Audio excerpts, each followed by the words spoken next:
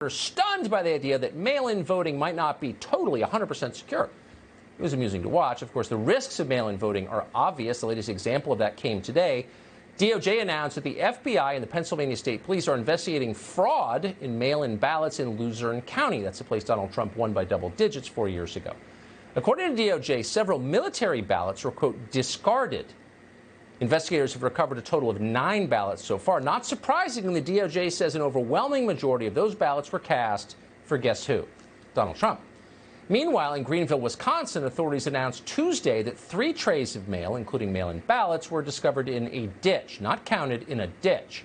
We've seen other examples of this throughout the year, including deliberate mail-in ballot fraud in New Jersey and in West Virginia.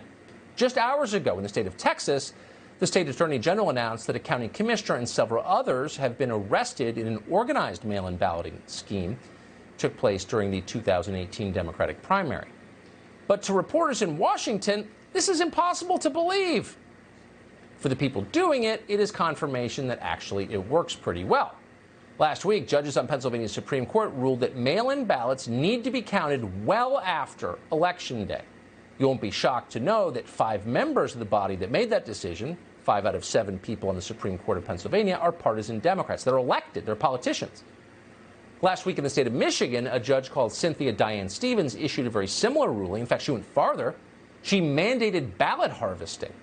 Ballot harvesting allows paid political operatives to collect ballots in bundles and bring them to polling places. What could go wrong? Well, fraud, for one thing. In fact, fraud's the whole point of it. You should know that Cynthia Diane Stevens is not much of a judge.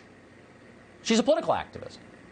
You often hear conservatives deride activist judges, but that's not an overstatement in this case. Cynthia Diane Stevens is proud to be an activist. 4 years ago, she appeared at an event at the University of Michigan on equity and inclusion, and she literally gave the crowd advice on how to be an effective activist. Not judge, activist. It's on video if you want to find it. There's nothing partisan judges would like to destroy more in the end than a quick, efficient, fraud-free election night. That's the goal here, make no mistake.